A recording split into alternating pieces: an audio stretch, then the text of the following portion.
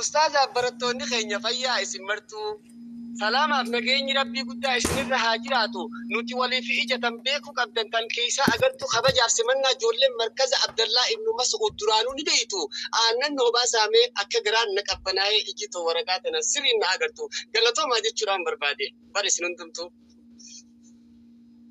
Ega anis kuno wamicha dhagahe Khalidii fi Amrarraa yaamichi nagahe Khalid Ahmad kun naan jedhe Ibrahim keenya bareedaa yaa mucaa bashaasha egaa walaloo keetiin koon nu godhii shaasha je'ee na waamnaaniin hamilee horadhee isaan durbee kurattillee caalaa dabaladhee kunoo anis dhufe galaa guduunfadhee maatii Khalidii fi Amraa ustaadaaf Amirri miseensaa fi koree hundi shamaraa fi dhiirri hawwiidhaan kan eegdan guyyaan eeba keessanii koongiraatuleeshiin baga gammaddaniin.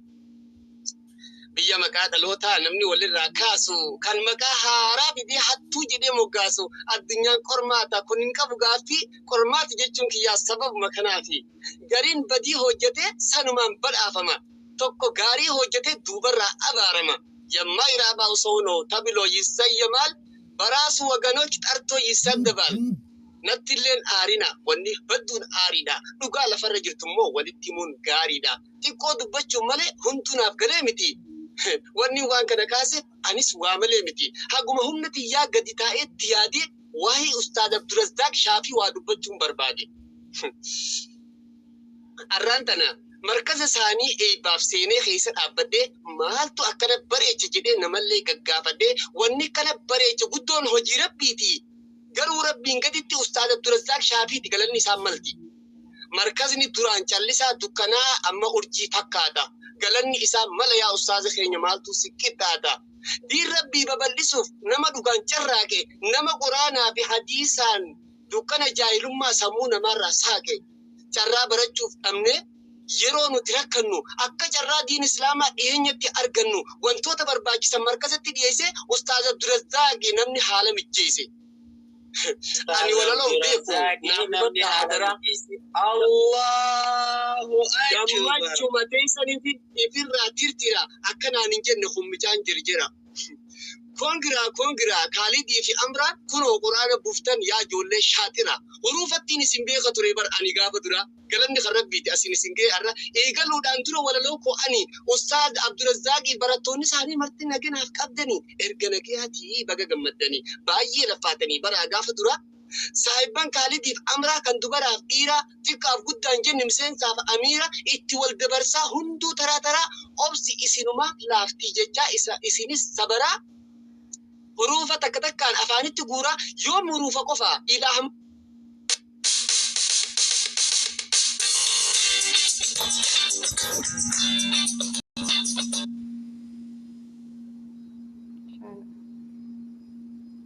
hangafe warri laphaatanii asiin isaan keessan hundi keessanuu baganuuf gammaddan ammallee koongiraa. Ani wantiin jedhu amaanaa fudhaa qabaanidha.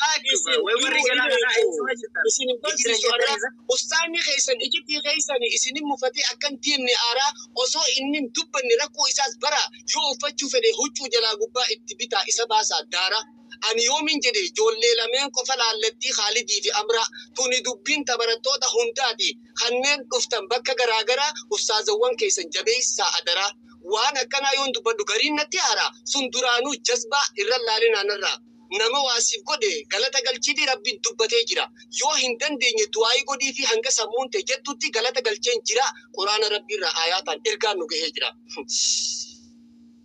Arraan tana Khalidii fi Amraa hin faarsu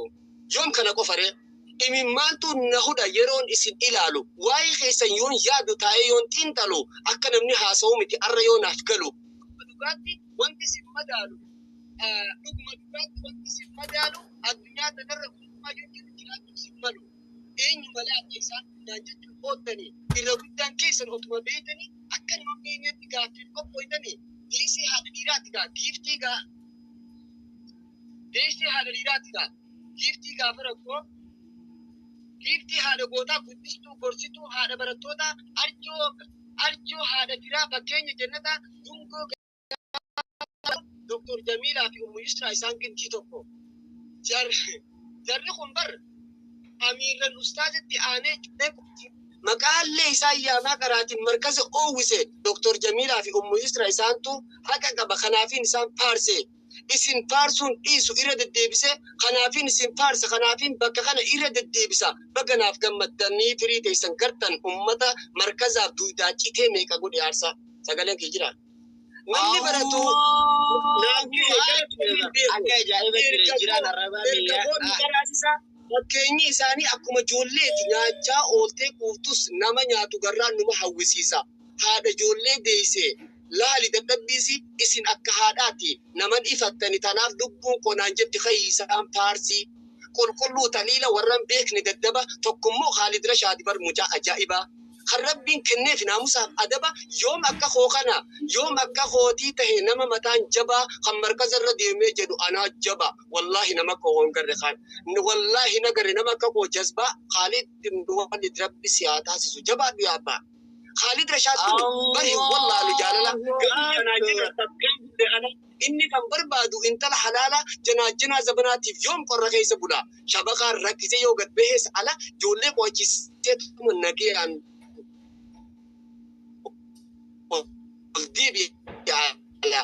hoggaa oldiibis battaaniyaa isaa maratteetuma bar nagayaan bulaa rabbi siif haa hiru tan janaajinaa wallaalte markazatti quraana qaraa diinsiitiif dhaabbatte haayyoodhaas taqabdu tasi hin qilaafne waan ati jettu daftee jettu haya maas bareechitee tan harki kamaya addunyaa qofaa miti ta'a akkasii akhirattu si wajjin teessi kan jannataa caaya Khaalid qofaa miti ra'iisaa dabalatee isin bar kennaa rabbi isin qajeelfate namallee qajeelchaaf amaanaa isin kennate rabbii kiyyaan kakaddaa rabbi isin jaalate kennaa gatiin qabne warqii gatii guddaa dachee fi samii gidduu isintu caala hunda ra'iisaan tun eenyu maqaan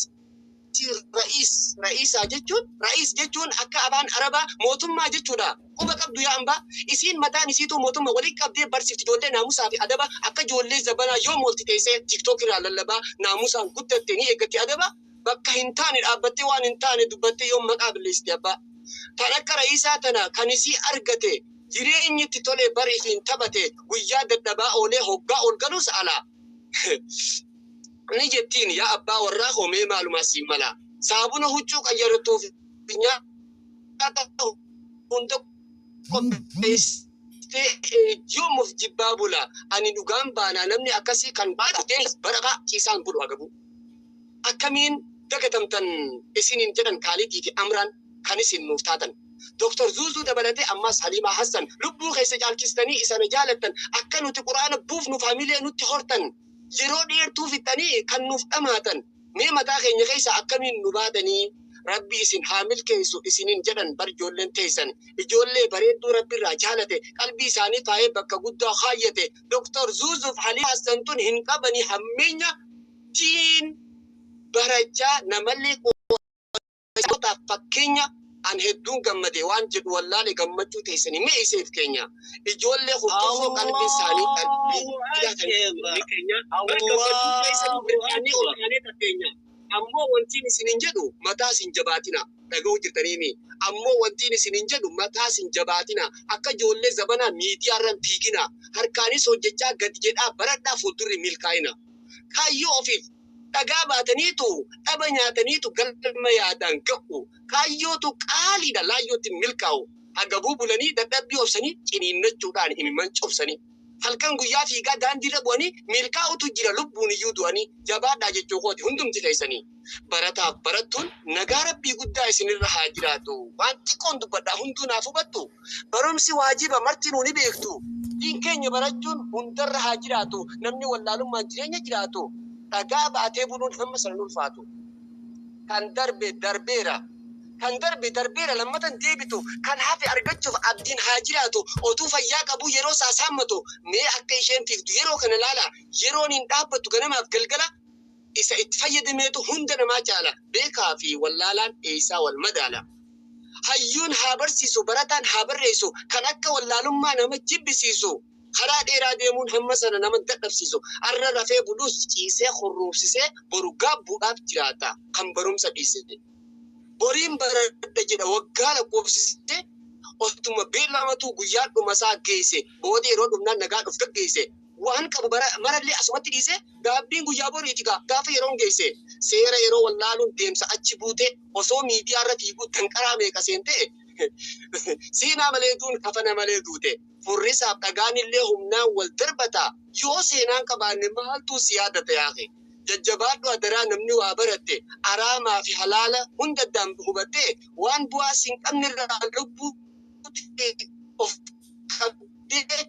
jalqabaa fi booddettii kee carraa waasii toltee qurxummiif bishaan namaafuu fakkeenya. Barumsa malee hanga yoom jaahilummaan teenya jabaadhaa baradhaa yaa booliiwwan keenya. Barannee haa taanu ilmaaniif fakkeenya ilmaaniif jireenya bara akkuma kanniisaa gamma argachuudhaaf obsuu dalaalaasaa ilmaanis horachuudhaaf beekuudha akkaataasaa yoo beekumsi hin jirre sammuu si dhamaasa. Fuuldurri koo dheeraadha silaa waan yaaddeessu yeroo koo gabaabduudha tafsiiraa fuunan geessu. Miiroo ta'u taa'ee walaloo barreessu dhimma ilmi malee silaa waan barreessu. Dingataan barreesse isinnaaf sirreessaa. Dhimma barumsaarraa ganaadhaan barreessa. Ammaaf hin dheeressu asittiin gabaabsa. Yoo isin mufachiise gariin jecha kiyyaa dhiifama naaf godhaa obboleeyyan kiyya. Bakkiin irraa dhufes markazul hidaayaa gadi isin haa dhiisisu isin hunda rabbiin kan isaa caayaa bakkuma jirtaniin nagayaan naaf tura. Ani waa'ee kootii asittiin xumura. Hanga eeba biraatiin walitti deebinutti nagayaan naaf tura. Assalaamu alaikum warahmatullahi wabarakatuh. Hey, startup founders and entrepreneurs, this video is for you.